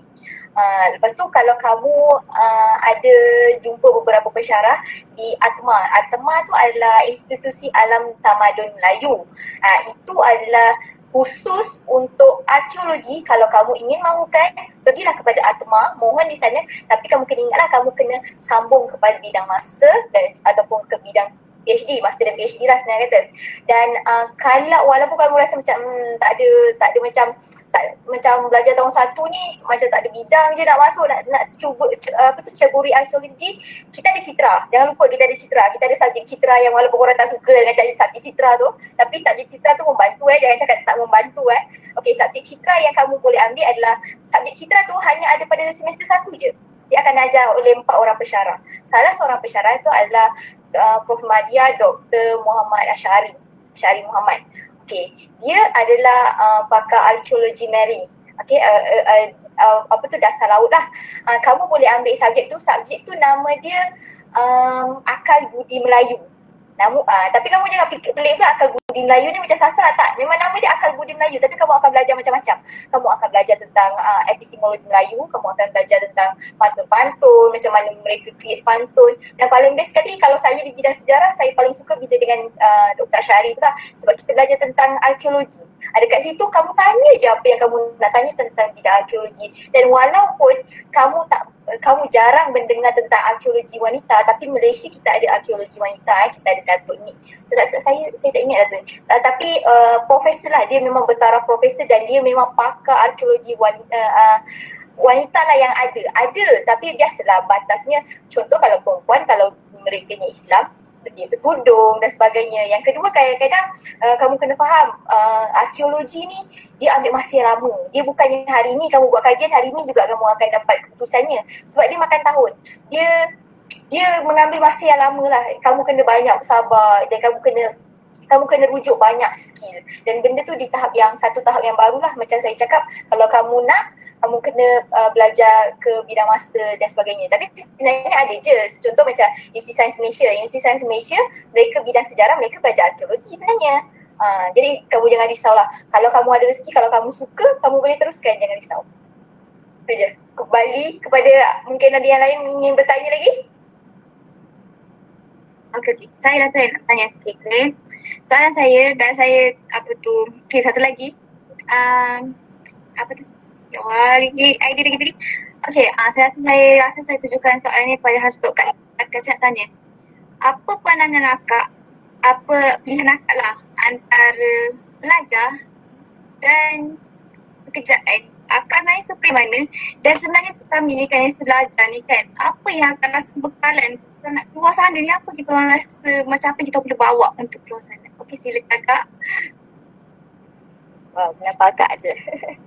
Okey, kalau kata mana lagi seronok adalah, orang akan cakap zaman belajar adalah seronok. Kita rasa tak nak tinggal pada zaman belajar sebab memanglah kita stres sebenarnya belajar. Waktu belajar ni ada assignment, ada itu, ada ini kan, tapi kita akan rindu momen-momen tu. Tapi bila kita bekerja ni, dia sebenarnya sama je. Bila kita belajar, kita ada stres belajar. Bila kita kerja, kita ada stres bekerja. Dan akak rasa untuk pandangan akak sendiri, akak memilih untuk kerja lah kot. Akak lagi suka untuk bekerja, untuk berbakti kepada orang yang lebih memerlukan lah. Contoh akak sekarang bekerja di sebuah yayasan dan akak rasa seronok sebab akak dapat bantu orang lain. Yayasan kan satu tempat untuk bantu orang lain kan. So kat situ akak seronok. Sampai bila orang tanya kenapa keluar daripada bidang sejarah sendiri, akak rasa jawapan akak mudah. Akak nak mencari sesuatu yang untuk akak bekerja bukan sekadar untuk bekerja, bukan sekadar untuk mendapat duit, bukan sekadar untuk mendapat gaji, tapi bekerja adalah satu matlamat yang lebih jauh adalah untuk apa yang akan dapat untuk akak, untuk bekalan akak dekat bila akak dah tak ada nanti kan. Daripada situ. So kita kena letakkan kenapa kita nak kerja. Kalau kita jadi cikgu ke kan, kenapa kita nak jadi cikgu? Adakah kerana satu pekerjaan yang selamat, yang boleh menjamin kehidupan kita? Kita kena letak balik kenapa kita nak kerja dekat salah sesuatu bidang tu. Okey, dan apa yang kita perlu bawa sebelum kita keluar adalah biasanya soft skill lah yang banyak. Contohnya bila kita dekat zaman belajar ni, kita kena grab macam-macam. Contoh kita kena belajar untuk manage masa macam mana. Contohnya macam dulu akak bersama dengan persatuan. Macam mana akak handle nak belajar, nak berpersatuan kan. Macam mana nak handle semua tu. So kita kena letakkan balik niat kita. Okay, belajar mesti kena belajar. Kalau kita berpersatuan tu, kenapa kita berpersatuan? Adakah kerana kita nak mengumpul merit semata-mata? Kalau kita hanya kumpul merit semata-mata, itulah yang kita dapat. Tak ada benda lain yang kita dapat. Tapi kalau kita buat persatuan tu, kita ada tujuan lain. Maksudnya contoh kita cari platform, contoh macam akak dulu join pembina kan. Ini bukan promote sangat, tapi itulah dia. Bila akak bersama pembina, akak rasa itulah salah satu jalan bila Allah ni bagi mudahkan akak. Walaupun akak ni busy dengan kerja, dengan assignment, busy dengan persatuan, akak masih boleh stabilkan pointer akak. Maksudnya ada keberkatan kat situ. Maksudnya kita tak tahu, kadang-kadang ada di antara kerja-kerja yang kita buat, antara kebaikan-kebaikan yang kita buat itu ada keberkatan dekat dalam tu, yang mana Allah sendiri tolong kat kita. Kita rasa macam aku tak sempat nak belajar ni, macam mana banyak lagi. Tapi bila kita dapat result, okey, nampak tak? Sebenarnya kadang-kadang ada kebaikan kat situ. Tapi janganlah sampai kita tak berusaha, janganlah sampai kita tak belajar kan. Maksudnya janganlah sampai dah nak exam tu tak nak belajar apa semua, tak boleh macam tu. Belajar, tetap belajar. Yang kita pergi berpersatuan itu adalah untuk bina soft skill kita. Macam mana cara kita nak, bila kita berpersatuan, tak kisahlah persatuan apa pun, kat universiti banyak sangat persatuan. Dekat situ kita kena tonjolkan diri kita. Tunjukkan macam mana cara kita nak bercakap dengan orang lain, macam mana cara kita nak bina networking kita. Daripada situ kita kena cari cara untuk kita bina networking yang baik. Bila kita ada networking yang baik, bila kita keluar daripada universiti, tak susah untuk kita nak interview ke, tak susah untuk kita nak bercakap dengan orang. Dekat situ kita tak boleh malu pun. Bayangkan kalau kita ni, kalau kata anda tu seorang yang introvert kan, try lah join persatuan-persatuan yang boleh naikkan motivasi diri, naikkan confident dalam diri tu. Supaya nanti bila kat luar, orang kadang macam akak cakap tadi, kadang kita keluar ni, kita bekerja di luar bidang kita perlukan skill yang lain. Kadang-kadang kita tak tahu IT, tapi kita kena belajar benda tu. Kadang-kadang kita tak tahu buat sesuatu ni, kita kena belajar benda tu. Itu macam mana kita nak belajar untuk cepat belajar, untuk bila kita, macam mana cara kita nak bekerja dalam team. Kita tak boleh bekerja seorang-seorang, sebab nanti bila kita dah masuk dalam kerjaan, kita kena uruskan pressure kita, uruskan masa kita, uruskan macam mana cara kita nak handle dengan orang ni. Takkanlah sikit-sikit kita nak cakap kita tak suka dengan orang ni, tak suka dengan orang ni, tak boleh. Walaupun kita tak suka pun dengan orang tu, kita kena cuba juga untuk bekerja dengan dia. So apa yang penting adalah kita bawa, kita kumpul soft skill kita semasa di universiti tu, iaitu dengan join macam-macam lah, join persatuan apa semua kan. Janganlah sampai korang join persatuan sampai korang hilang fokus dalam study. Tak boleh macam tu. Yang penting balancekan kedua-duanya. Macam kita kena balancekan dunia dengan akhirat kita kan. Janganlah dunia je kan, akhirat tertinggal. Jangan macam tu. Yang bila kita letakkan Allah kat depan, kita takkan kat belakang. Kita takkan tertinggal kat belakang. Macam itulah. Jadi banner keyakinan diri macam mana, macam contoh cara kita nak bercakap dengan orang pun, macam mana kita nak bercakap dengan orang kan. Adakah, okey, contoh nanti akan datang mungkin korang pula yang berada di tempat akak kan. Korang pula yang kena jadi banner tiba-tiba, mungkin bukan dekat sini, dekat tempat yang lebih besar, lebih dahsyat kan. Macam mana korang nak banner keyakinan untuk bercakap dekat depan orang. Kat situlah benda-benda tu semua kena ada. Jangan tak semestinya kita ada ilmu saja. Kita kena ada soft skill tu. Soft skill tu penting. Banyak sebenarnya soft skill yang kita boleh belajar daripada Citra pun banyak sebenarnya. Citra tu sebenarnya adalah satu platform yang sangat bagus, yang mana janganlah pilih Citra yang bukan kan. Cari yang boleh menguji minda kita. Mana-mana benda yang boleh menguji minda kita adalah sesuatu perkara yang bagus lah. Kita kena gerakkan otak kita untuk berfikir. Agak tak tahulah menjawab atau tidak kan, tapi macam melirik juga kan. InsyaAllah lah itu sedikit-sedikit yang mana baik tu daripada Allah, yang kurang tu daripada agak sendiri. InsyaAllah akan doakan korang semua yang ambil sejarah ni terus memacu ke depan, terus berusaha untuk dalami sejarah. Anggaplah ini adalah ilmu yang sangat berharga dalam hidup korang. Kalau korang patah balik pun korang takkan lupa lagi dah. Kalau korang berpatah balik pun takkan ada lagi. Jadi korang teruskan berjalan, korang banggalah dengan apa yang korang ambil sekarang. Janganlah rasa aku ambil sejarah je, benda ni orang lain ambil sains, orang lain ambil engineering, wow kan, ambil architecture kan, wow kan. Berbangga dengan ilmu yang kita ada, sebab setiap ilmu yang kita belajar itu adalah dari Allah kan. Jadi bangga dengan ilmu yang kita ada tu. Tapi janganlah sampai berlagak sangat kan. Okay, itu je insyaAllah. Atai tak boleh bercakap. Kalau tak bercakap, panjang lebar. Okay, insyaAllah. Itu je. Masya Allah. Ya Allah. Betul lah, betul lah. Saya nak sharing jugalah. Moderator pun nak sharing. Macam panel ketiga je dapat ni kan. Betul lah, macam sebenarnya saya actually tahun kedua ni first time dalam hidup saya jadi moderator. Saya tak pernah, sebab serius lagi saya rasa macam aku nak cakap kan, tapi saya rasa macam benda ni lah saya akan membantu saya nanti. Sebab apa?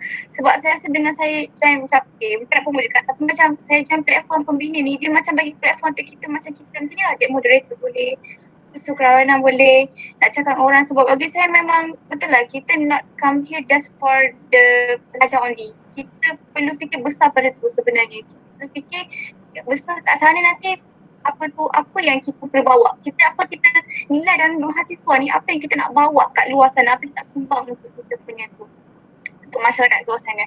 Okay, so Masya Allah kita pun nak sampai ke akhir ni nampaknya. Rasa soalan-soalan nanti kita akan bagi, contohnya akan lepas ni lah kita akan DM ke macam tu, akan WhatsApp ke sana, kita akan jawab sebab ada soalan banyak ni. Masya Allah, itulah dah dapat pen-pen yang hot-hot ni kan. Nanti insyaAllah kita nak cuba. Okay, sekarang ni kita nak sampai ke hujungnya.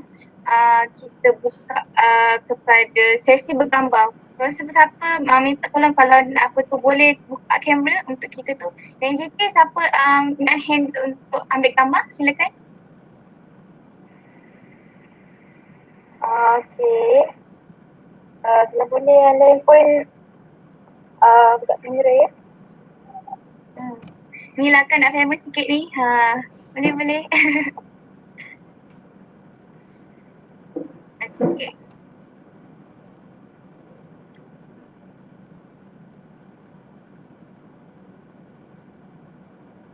Masya Allah, terima kasih siapa yang buka kamera.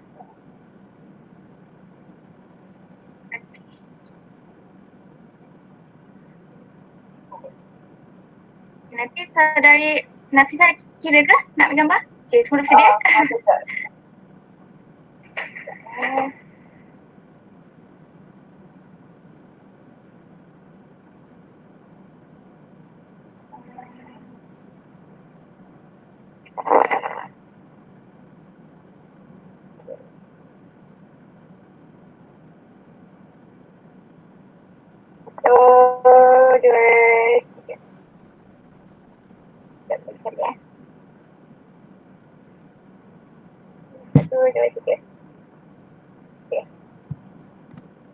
Baiklah, terima kasih dari Jazakumullah khairan pada semua yang sudi hadir. Masya Allah, harap dapat bermanfaat lah. Masya Allah, apa yang baik semua datang pada Allah dan apa kejahatan pun datang pada Allah dan diletakkan kepada kita manusia untuk buat kesalahan tu. Masya Allah. Dan ambillah apa yang baik ni dan kami sebagai pihak AJK, sebagai ketua pengarah Saudari Nafisa and Saudari Nur Fadil ni sangat berusaha lah untuk harapkan program dapat beri manfaat kepada semua. Okey, jangan lupa terima kasih kepada Kak Liza dan Kak Abi sebab sudi buang apa tu ambilkan masa yang kita orang.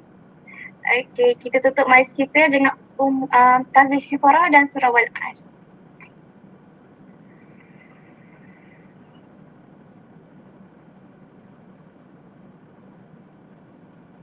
Okay, terima kasih semua. Good luck, all the best ya semua junior-junior. Semoga dimudahkan urusan korang semua ya. Okay, yang nak buat thesis tu good luck. Terima kasih Kak. Thank you. Terima kasih. Kalau nak tanya boleh je letak kat chat tu. InsyaAllah kita jawab. Terima kasih. Facebook tu ke, nanti mungkin insyaAllah kita akan jawab kalau boleh rasanya boleh menjawab, jangan risau. Akan ada orang yang akan menjawab. InsyaAllah kita tak tinggalkan soalan-soalan tu, insyaAllah. Okey, terima kasih semua sudi luangkan masa. Harap masa yang kita luangkan ni ada berkati kan. Okey, Assalamualaikum warahmatullahi wabarakatuh. Bye.